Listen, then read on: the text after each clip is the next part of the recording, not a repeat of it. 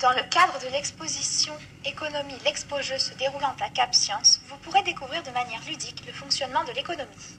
Lors de cette exposition, un jeu collectif vous présentera de manière simple, intéressante, concrète et pratique le fonctionnement des enchères, car l'espace de quelques minutes, vous vous transformerez en acheteur et votre but sera d'acheter au meilleur prix.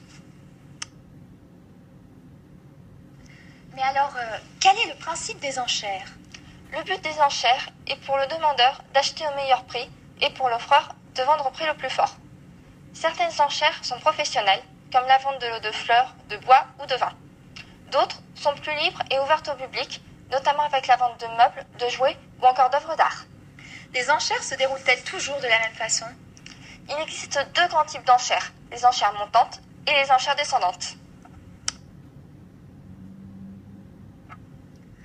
Quel est le principe des enchères montantes ? Dans les enchères montantes, un prix minimum est tout d'abord fixé. Les acheteurs devront monter sur le prix proposé par leurs concurrents, les autres acheteurs.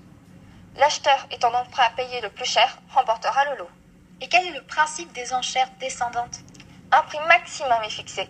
Il diminue petit à petit et le premier acheteur à se manifester obtient le lot. Donc, logiquement, pendant les enchères montantes, plus le prix sera élevé, moins la demande sera importante. En effet, logiquement, la demande sera d'autant plus faible que le prix sera élevé.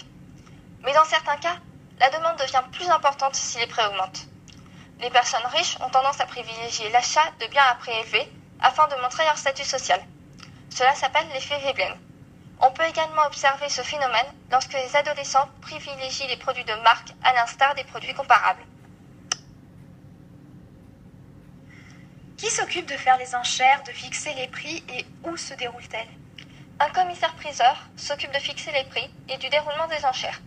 Ces dernières se passent en salle des ventes.